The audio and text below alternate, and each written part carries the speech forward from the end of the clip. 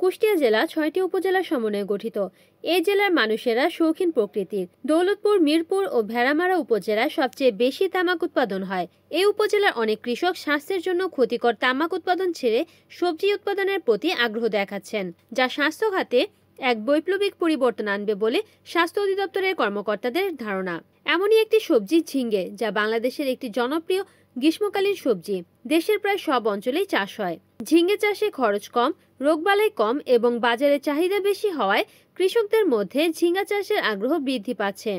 কুষ্টিয়া জেলা কৃষি সম্প্রসারণ অধিদপ্তরের উপপরিচালক সুফি মোহাম্মদ রফিকুজ্জামান বলেন, কুষ্টিয়ার আবহাওয়া ও মাটি কৃষির জন্য বেশ উপযোগী। এই জেলায় সারা বছরই বেশিরভাগ সবজির চাষ হয়ে থাকে, যা স্থানীয় চাহিদা মিটিয়ে দেশের বিভিন্ন স্থানে সরবরাহ করা হয়ে থাকে।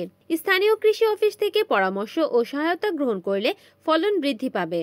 ঝিঙ্গে চাষে আগ্রহী কৃষকদের জন্য এটি একটি লাভজনক ও টেকসই কৃষি উদ্যোগ হতে পারে, যা পুষ্টি ও অর্থনৈতিক দিক থেকে গুরুত্বপূর্ণ ভূমিকা পালন করে। তামিরুল ইসলাম, আমি চাষ করেছি ঝাউজা স্কুল বাজার, রিফাতপুর, দৌলতপুর, কুষ্টিয়া, রিফাতপুর, ঝাউদিয়া বা কিনুর বাজার। ঝিঙ্গা চাষ করেছি, কিন্তু লাভজনক, তামাকার থেকে লাভজনক।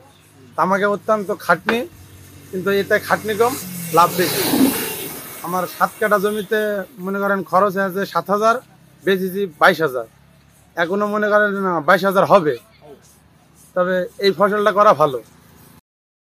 রিপোর্ট করেছেন কুষ্টিয়া প্রতিনিধি মোহাম্মদ মঞ্জুরুল ইসলাম, NN টিভি।